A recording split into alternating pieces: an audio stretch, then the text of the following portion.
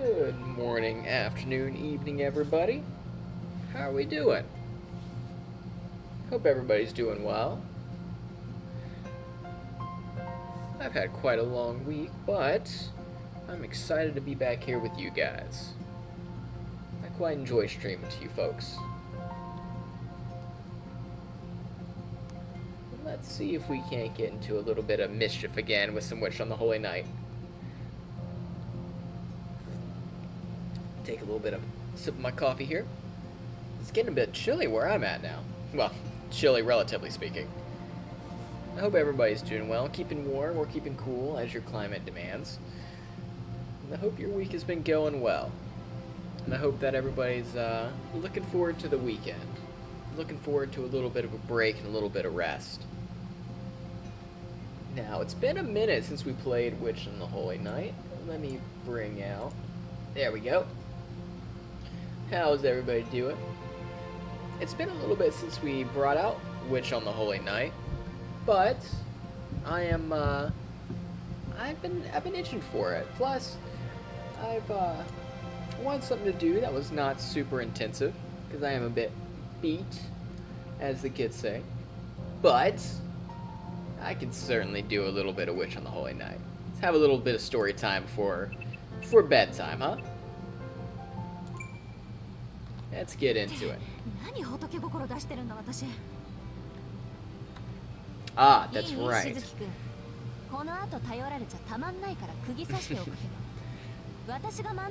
We left off right in the middle of a very funny sequence where poor Sojiro is getting the both worst and best tutoring of his life.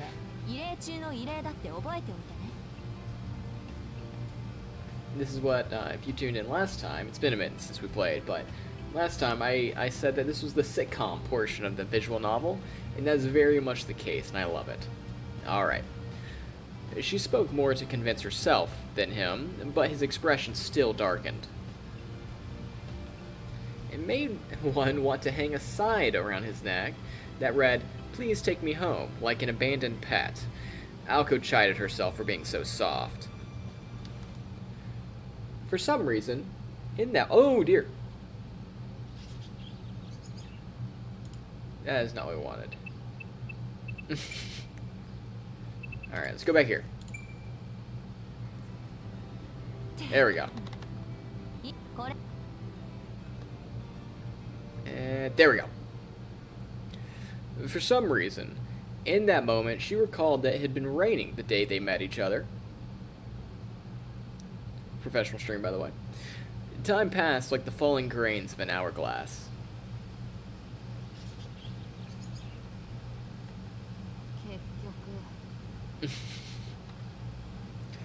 Alko squinted as light poured through the window, and she downed another cup of tea. She had lost count of exactly how many she had drank long ago.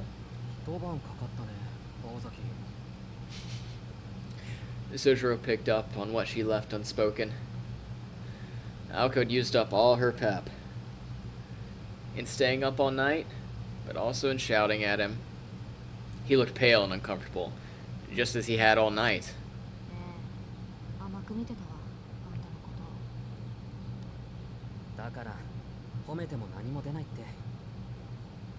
Somehow I think that wasn't a compliment.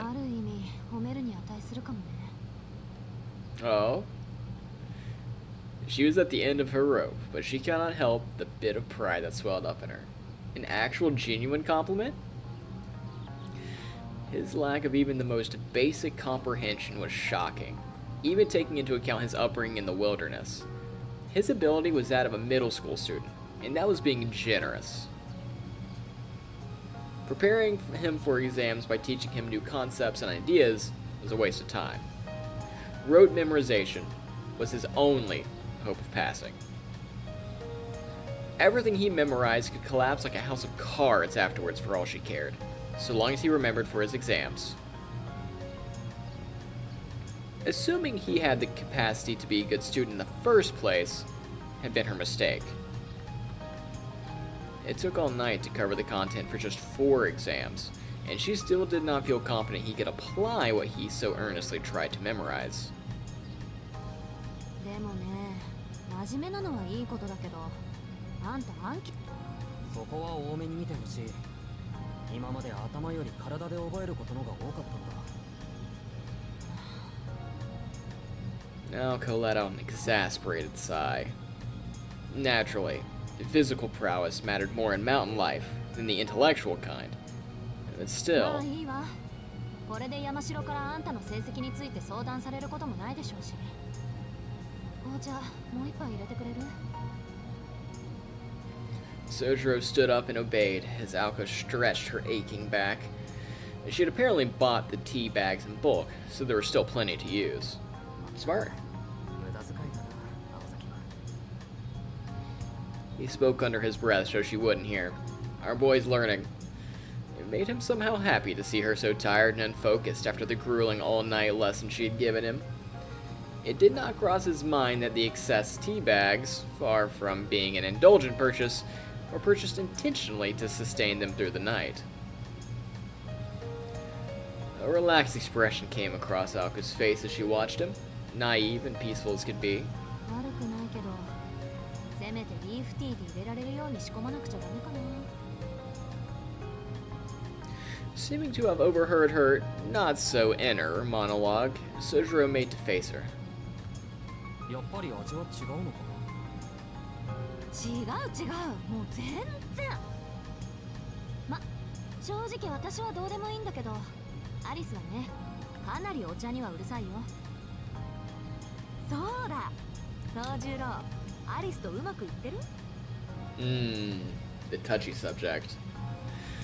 Alco cheerfully slumped over the table, now covered with textbooks and scribbled notes.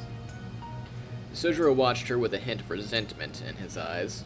彼女と会えるのは食事の時だけで、食事と言ったらあれだろ。どうやって仲良くなれって言うんだ。そう？私は十分脈ありだと思ったけど。そっちはアリスを怖がってないし、アリスはそっちを追い出す理由を見つけようと躍起になってるし。いい条件よ、これって。 She's got a point, even if it's a prickly one. あの子とこっちの関係は遊園地前の青崎と俺の関係と同じじゃないか。一体どこがいい条件なんだ。とりあえず反目し合ってはいないでしょ。一方通行の関係だけど、それはそれ。アリスにしちゃ上出来っていうか、理由を探している時点で可能性ありってね。 The makings of a beautiful friendship, I assure you. あの子は反感に応えることが癖になっちゃってるから、大抵相手を自滅させちゃうのよ。Her ominous words only confused Sojiro further. 知ってしまえば単純な話なんだけどね、あの子の場合。ただ Whether or not he could put it into practice was another story altogether. 難しいよ、青崎は。 He carried their teacups back to the table as he spoke. Alco picked hers up and took a sip as if to dispel her exhaustion. でも確かに君の言う通りだ。俺はまだあの子の顔しか知らない。クオンジ・アリスという名前すら定かじゃないのは問題がある。 He followed Alco's lead and took a sip of his own. His cup contained not tea, but plain hot water. For our plain あの子のこと教えて young ほしい。 man. He is a brick, as we like to say around here. Alco scrutinized him carefully as she sat. Most boys would have been captivated by her gaze in that moment. いや、 However, そういうことは本人に our 聞いて boy あげるべ has きだ。 no interest in pretty much anything. He ignored her and stared straight ahead as if speaking directly to Alice herself. そうね。ほんと、あんたってアリス好みの対応をするわ。ねえ、前から気になってたけど、客室でアリスに何を言ったの？いくら私との約束とはいえ、あの子が部外者を半日も放置するなんてありえないの。 He thought back to that moment. He could recall only 2 or 3 words he had exchanged with Alice after awakening in the guest room. He did not recall the conversation being anything special, but he could not bring himself to casually share it with Alco now. After all, ねえ、どんなセリフであの子の気を変えたの？ Aoko eagerly pressed him for answers. Sojiro frowns, unsure of what to say. He did not know what the interaction had been like for Alice, but for him it felt special, sacred almost. The question was, why? And for whom was he so concerned? ほら、白状しなさいってば。隠し Gosh, 事なん so て pushy. 似合わないわよ。Her disconcerting smile had moved even closer. Sojiro did not look like he was able to stay silent much longer. As he would eventually come to realize, Aoko Aozaki had sometimes troubling propensity to gossip. まああの子と何を話したかは言わないけど、今の青崎に比べれば花もロマンもなかったのかけの話かな。 Brother just pulled out a Glock. さっきまでは青崎が鬼みたいだったからいいもんだなって気がつかなかった。 He stared directly into her eyes as he spoke. Aoko nearly leapt out of her seat in panic. Now that he had pointed it out, she realized their bodies were practically touching. 仕方ないでしょ。この方が効率良かったんだから。あんた、横になってすぐ間違える Smooth し。 Aoko. Real smooth. Aoko stood up as she lashed back at him. そうだね。なんか昔みたいで久しぶりに集中できた。これが異例中の異例っていうのが本当に残念だ。余裕あるじゃん。その分じゃ今日のテストだけじゃなく、アリスとの話し合いもうまくいき I そう。 love that そう just 中よ。 smug smile. あ、 They really did a good job with the art in this visual novel. His cool response caught her off guard, and for a moment she was at a loss for words. She meant it sarcastically, and yet he responded with a warm smile. 方針変更だ。まずは近くで話しかけてみるよ。嫌なことはいずれ終わるって分かったから。 Aoko remained in a state of silent shock as he spoke and rose to his feet. She could not help but feel a reluctant respect for what seemed to be his newfound confidence and competence. とりあえず今日は一人で帰ってアリスと話してみよう。青崎は放課後生徒会だろ。 He was right. It was their last meeting before winter break. Normally, he would have waited until the meeting ended, or else gone straight to his part-time. This was part of Aoko's plan to make sure he and Alice were never alone in the mansion together. Because, if the class will remember, Alice is a very powerful magician, i.e. witch, and is known for being a little bit murderous and doesn't like people in her home. Which まさか I can respect. 一人であり。別にやり合うつもりはないぞ。し合っても勝てないだろう、アリスには。 His reply made complete sense, which floored her. でも、青崎がいたら話が複雑になるのは目に見えてるんだ。そんなわけで、 Ooh, not the 今 most 日はゆっくり tactful, 飛び丸の相手でもしててくれ。 but, yeah.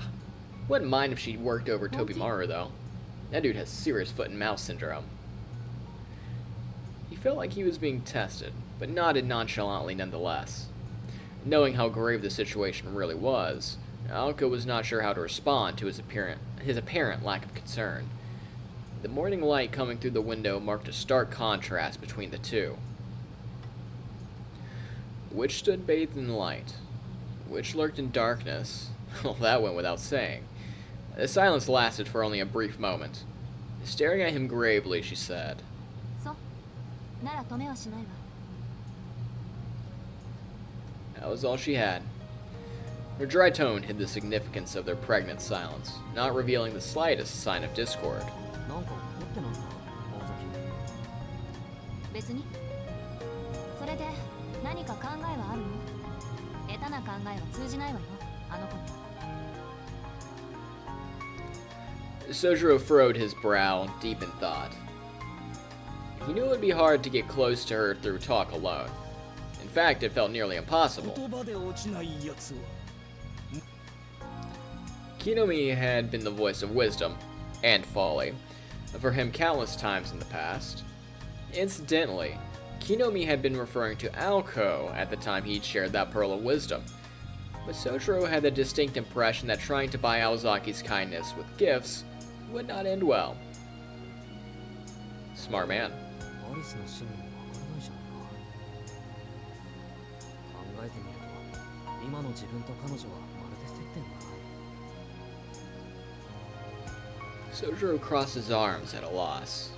いつものことだけど何も考えてなかったわけね。 Our boy's more of a pantser, 誰か really. に考えなくてもいいと思う。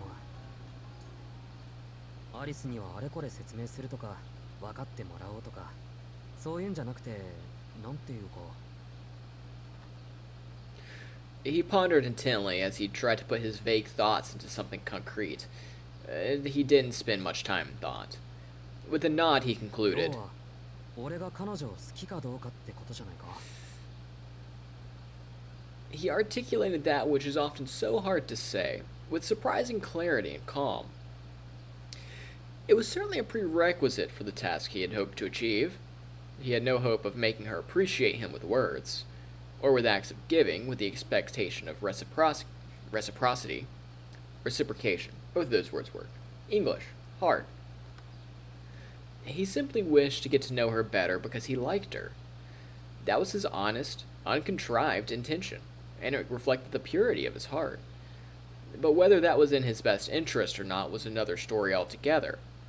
Calculation and compromise, selfishness and conflict. Purity such as his often irritated people who believed that morals went against human nature. Or rather, people who were inevitably forced to believe it.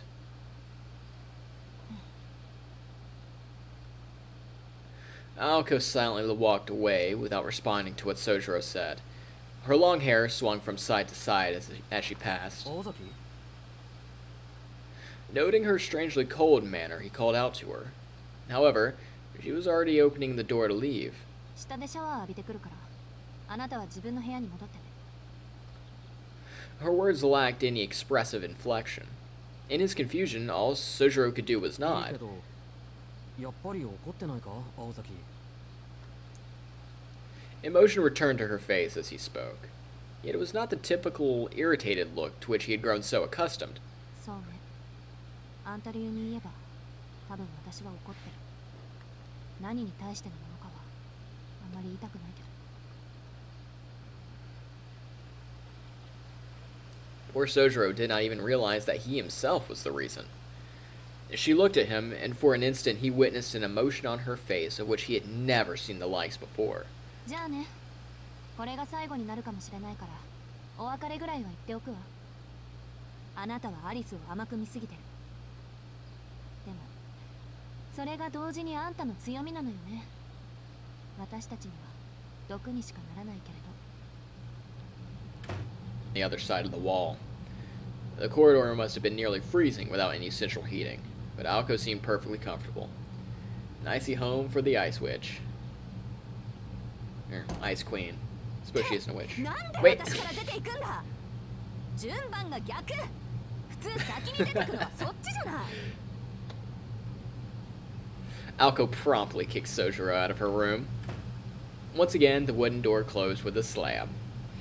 The corridor was not as cold as he had expected. Not quite as bad as a freezer, at least.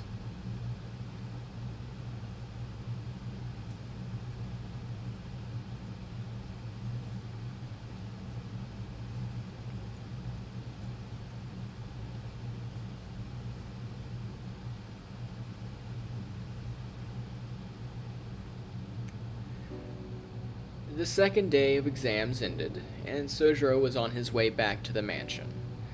The road grew steeper and the woods thicker as he made his way up the familiar slope. People in town called it not a hill, but a mountain, simply because it took over 20 minutes to climb. This did not sit well with Sojiro, for whom a mountain was something that could not be overcome so easily. The road was paved, for one thing, and the canopy overhead let in plenty of sunlight to guide the way. None of the inclines were especially steep, and no animals lurked in the underbrush. There was no chance of losing his way, no reason to worry about getting lost. 情けない。まだ未練ばっかりだ。 Sojiro quietly reprimanded himself for getting so wrapped up in his own little world. In the past few weeks since moving here, he had been constantly comparing the town with his former mountain home.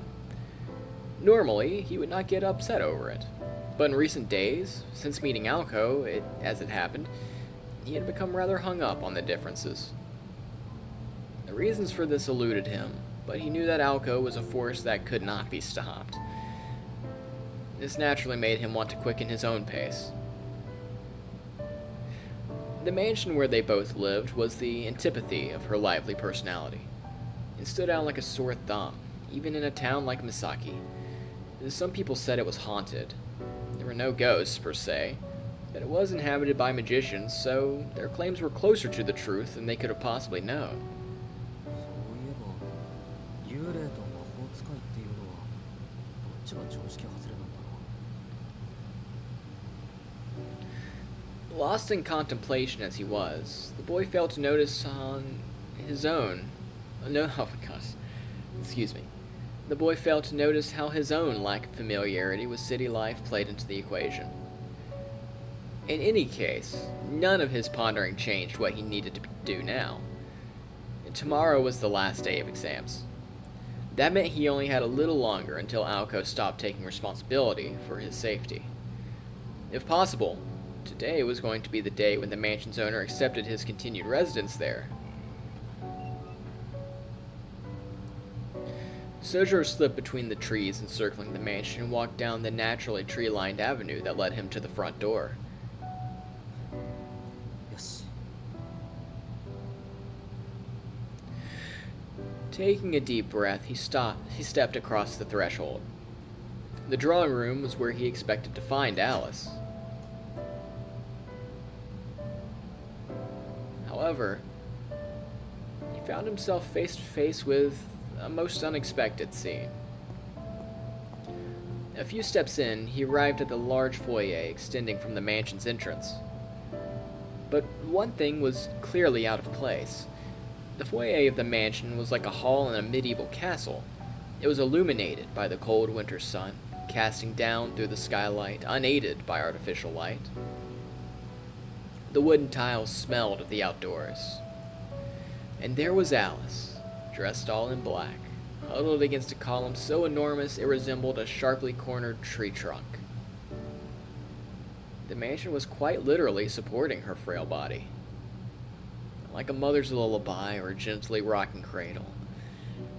The heavy atmosphere within this old building suppressed even the slightest stir, almost as if warding away any disturbance to her slumber.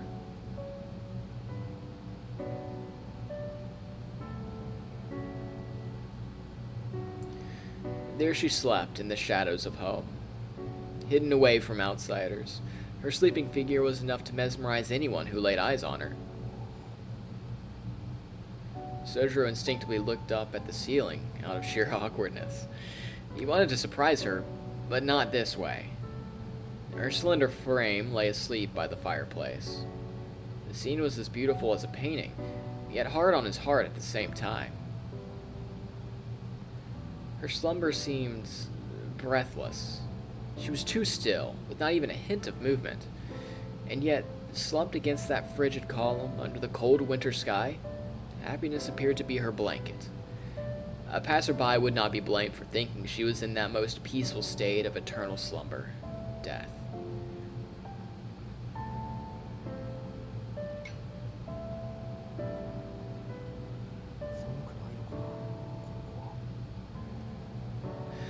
Sojiro spoke to himself as he gazed idly upon her.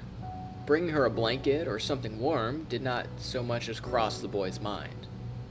Instead, odd as it sounds, the first thing he thought to do was to go prepare some tea. He made sure to be as quiet as possible as he opened the drawing room door. On the table, waiting for him, were 3 pills. They were the medicine Alco required him to take every day when he arrived home. Gulping down the vaguely sweet pills and continuing on to the kitchen, he selected a box of tea from among the many in the cabinet and brewed enough for 2 people. Alice was still asleep when he returned to the foyer. Careful not to make any noise, he crouched close to the ground. He was startled by how cold the floor felt through his pants. He thought it would be warmer here by the fireplace, but then again, he recalled how Alco referred to it as a useless hole in the wall. What was likely the case was that neither she nor Alice knew how to use it properly.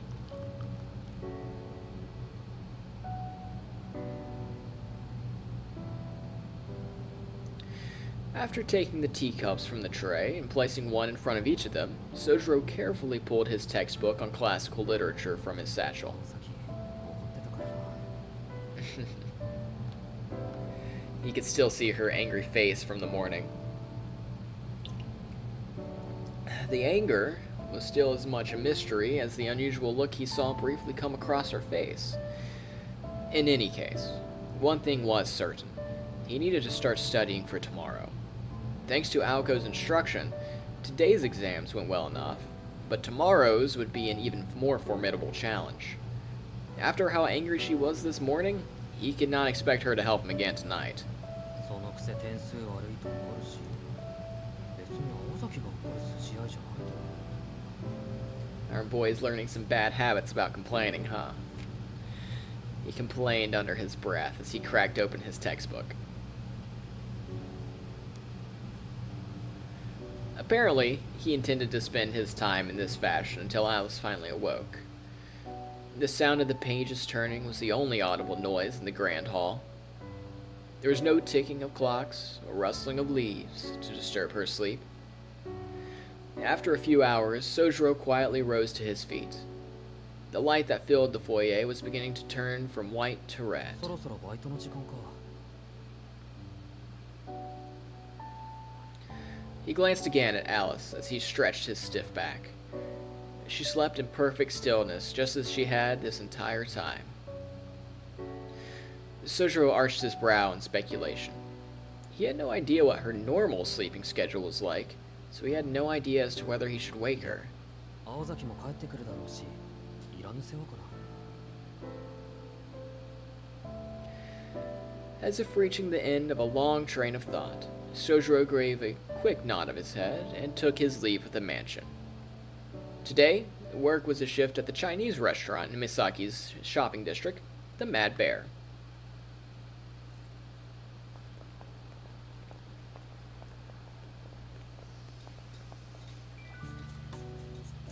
Their uniforms had been made by someone with an obvious preference for garish colors.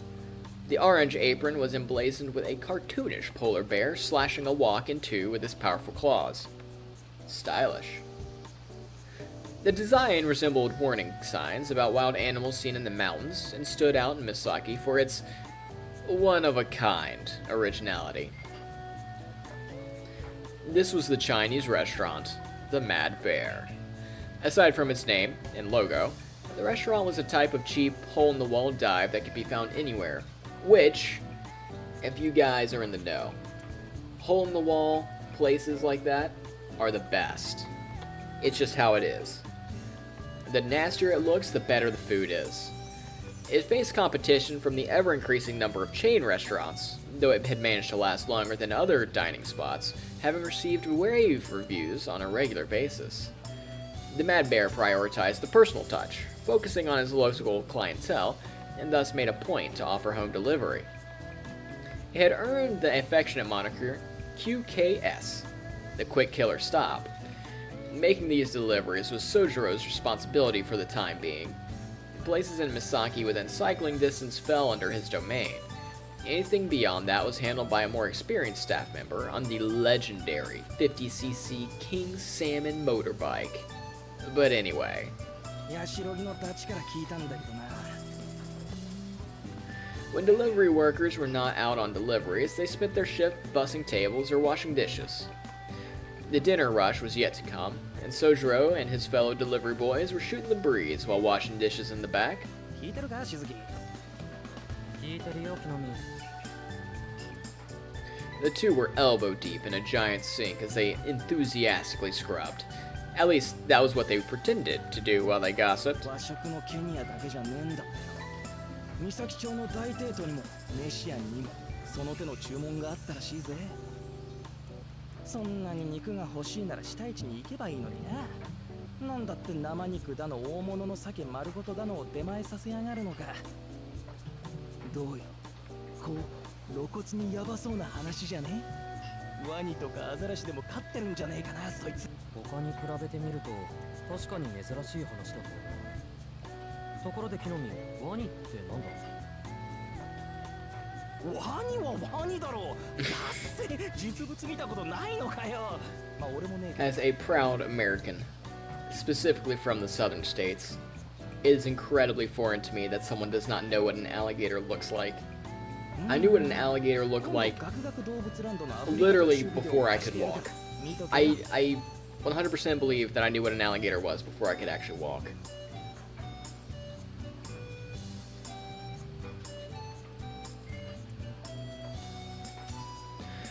This was a familiar pattern of conversation between the two, especially now Kinomi was used to Sojiro's lack of general knowledge. Their banter was interrupted by the delivery phone. The manager snapped up the receiver and quickly jotted down the order and address. Once he hung up, everyone in the kitchen did their best to avoid making eye contact with him. A proud work tradition. Nobody wanted to go rushing out for a delivery on such a cold day.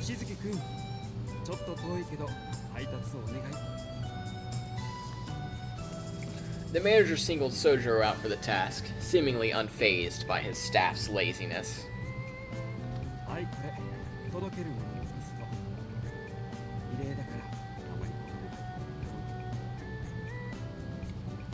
The manager tore the sheet with the order and address written on it from his memo pad. Sojiro took one look at it before a grimace quietly spread across his face.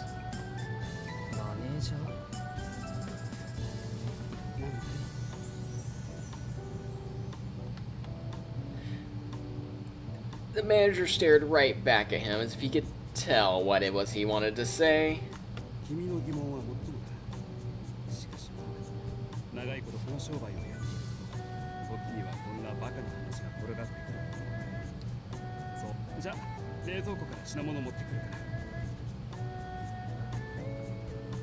Sojiro stared in admiration as the manager, dressed in black, marched out of the kitchen in his all business way. Words. Nowhere was free from the odd occurrence now and then. Very true. Life is weird like that.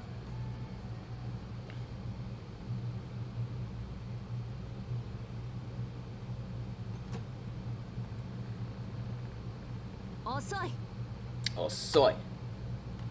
Oh, you in trouble? It was after 10 at night. Our boy's curfew.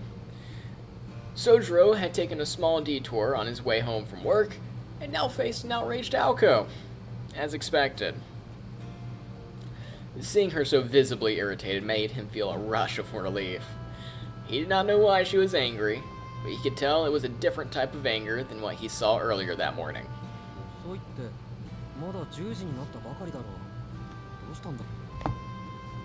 He set down the cardboard box he had been carrying in his arms and glanced towards the fireplace. The sleeping girl was there no more.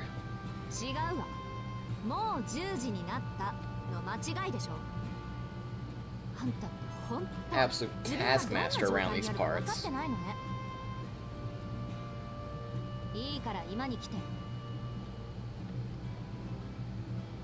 She walked briskly to the other room without pausing, leaving Sojiro standing in confusion, head tilted to one side, like a poor lost puppy. He proceeded to pick his box back up and follow after her eagerly. He removed his coat and hung it up on a hanger as he entered the living room. Apparently, today was one of those days where Alice kept herself locked away in her room. On the table were the familiar pills.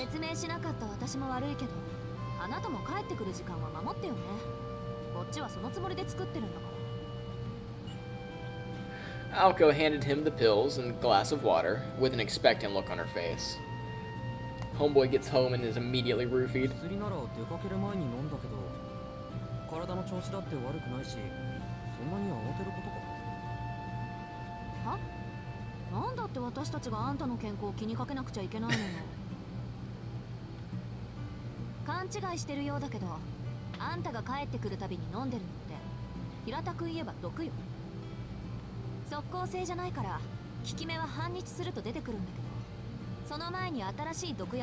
Oh wow, 古い毒が体に回ってばったりいくって寸法ね。 Ladies and gentlemen, this is why you should not get a これぐらいしないと信用で roommate. きないって言い張ったのよ。ほら、分かったらさっさと飲む。ま、私もこれ面倒だと思うし、近いうちもっと形のある方法を考えてみるから、それまでこの方法で我慢して。言ってることは支離滅裂だが、とにかく今まで良くないものを飲んでた。 No, our dear Sojiro, I don't think you misheard a thing. Sojiro took the bills from her and gulped it down. The fact that it was poison gave him no pause at all, because he is a man's man, absolute nads of steel. And as for his roommate's tyrannical behavior, he showed no signs of standing up to it. 毒を持って毒を制するなんて、また古風な真似するな、青崎もアリスも。 Sojiro's face relaxed into a smile upon finding the funny side of the situation. Aoko was utterly dumbfounded as to how he could be happy at a time like this. 今日帰りが遅れたのは、アパートまで荷物を取りに行っていたからなんだ。そういうことなら、電話の一つでもすればよかった。 He's got a point. 荷物ってまさかそれじゃないでしょう。 Sojiro nodded emphatically as she pointed incredulously at the cardboard box in his hands. 住んでいないのに家賃を払うのは馬鹿らしいから、今日で引き上げてきた。一応、いつでも戻れるように話はつけてあるから、3ヶ月ぐらいは大丈夫だよ。 Pretty canny for our boy. 家賃 Good on him. あ、そっか。私ってばなんでそんなことを忘れてたんだろう。アリスが聞いたら喜ぶわ、そりゃ。 Oh, you've done it now. A smile blossomed across her face, as they say. It was the open, bold-faced look of a child who just came up with a mischievous plan. Sojiro shook with fear at the thought of what that smile might bring his way. けどずいぶん少ないのね、荷物。段ボール1箱分しかないの？そうかな、十分多いだろう。ちょっと前に戻ったわ。珍しく食後もここに残ってたんだけど、待ちきれなかったみたいね。 She gave Sojiro a meaningful look while he continued to smile that sinister smile.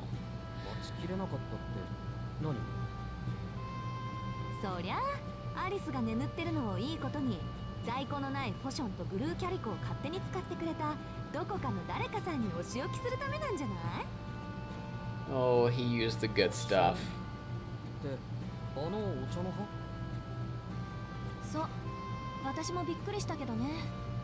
アリスがどっかで寝入るのはよくあることだけど、紅茶を用意して眠るなんてのは初めてだ。 Oh, she doesn't know. どんな心境の変化か知りたくて起こしたら、アリスの方が驚いてたわ。一体誰の仕業なんだって。 Sojiro clapped his hands together as if remembering something important. He had forgotten to clean up the tea before leaving. The regret written from forehead to chin delighted Aoko immensely. Absolute freakazoid. Absolute sadist. 当然、コマドリがとばっちりでドリブルされてたしね。 Well, I wouldn't be too worried about Robin. Robin's a little bitch. 俺でも怒る。片付けをきちんとしないなんて、だらしないにも程がある。 Sojiro harshly scolded himself for his failure. 論点違う。あのね、寝顔を間近で見られたから怒ってるのよ、アリスは。え？そうかな。アリスはそういうのは気にしないと思うんだけど。 Homie's got a good heart, but, well, as is established, he is a brick when it comes to many things, especially ladies. Aoko's glare was enough to make glass shatter. There was an indescribable intensity in the way she said that. それは青崎たち限定の話か。世間一般での常識よ。自分が気にしないからって他人もそうだと思ってると、いつかやけどするからね。でもそれだったらロビーで寝ているアリスにだって問題ないか？見かけたら放っておけないだろう、その心意気は立派だけど、そこはそれ。この館の持ち主は彼女だから。 And the lady of the house gets what the lady of the house wants. この洋館内であなたが出会ったあらゆる不義不始末、失敗失態の責任は宗十郎に押し付けられる。この意味わかる？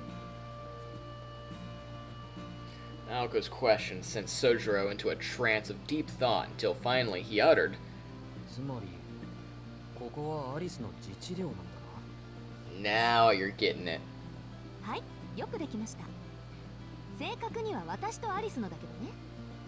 領主は何をやっても許されるってことよ。 She smiled as she spoke and plopped herself down on the sofa. Sojiro remained standing behind the sofa opposite her as he ran over their conversation again and again in his head. The notion of this being their kingdom made him realize he actually had no idea where the girls had come from or their family's background. 青崎、君ご両親はどうしてるの？ He inadvertently blurted out, this being the question foremost on his mind. 生きてるわよ。三崎町から下りに4駅行った東川ってところの地主。父は祖父だけど、今は隠居して両親と一緒の土地に住んでるわ。そう聞くとなんだか普通の家庭だな。 Well, sort of.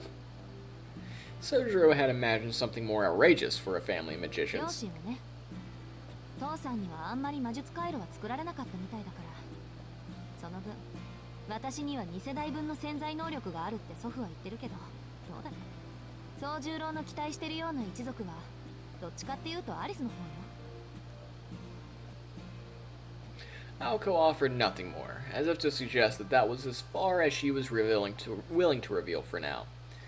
Sojiro had insisted on talking to Alice directly rather than hearing things secondhand, so chose not to go back on his word by pushing the topic further. ま、詳しくは本人から聞きなさい。アリスの紅茶好きもそこから来てるんだし。そういえば、なんで今日に限ってリーフティーなんか入れたの？ティーバッグを使った方がまだマシだったでしょうに。青崎がそっちの方がいいって言ったじゃないか。アリスは紅茶にうるさいって。 Aoko was momentarily at a loss for words. He seemed so oblivious most of the time, but apparently he was attentive to some details, at least selectively. ま、いいわ。それより明日の放課後だけど、また一人で帰ってくれない？年明けの行事があるんだけど、その場しのぎで行った餅つき大会が通っちゃってさ。Uh-oh, he's gonna have to put on his big boy pants and make it work. Sojiro nodded in acceptance. In fact, he had already been planning to do so before she had even asked. Ah, regular go-getter, isn't いい he? けど、体は大丈夫か、青崎。昨日夕方に3時間ちょい仮眠を取ってから調子はいいわ。そういうあんたこそ体は持つんでしょうね。もう少ししたら昨日の続き始めるわよ。 Oh, the session is still on. She meant the all-night cramming session, of course. Don't get that twisted. Needless to say, Sojiro was more than likely to struggle, given that he, too, had not slept a wink. All he could do was give a relieved smile. He thought back to the days just after he transferred here, when she watched his every move from the sidelines and showed a startling amount of concern. いいよ。どの道苦労するのは青崎の方だし、異例中の異例はありがたく受け取っておくとしよう。 His cheery response grated on her, just a little. ほんと、くだらないことだけはしつこく覚えてるんだから。 She heaved her shoulders in exasperation and dropped her head as an excuse to look away from the beaming smile on his face.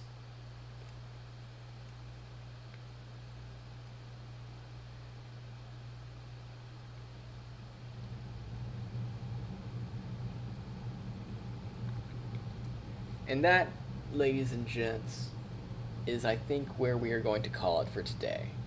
It is starting to get a little bit later. I know the night is still young for a lot of you guys, but it's been a long day for me. And while short, it was nice to dig back into Mahotsukai. And I definitely don't intend to leave it as long as we have this past time.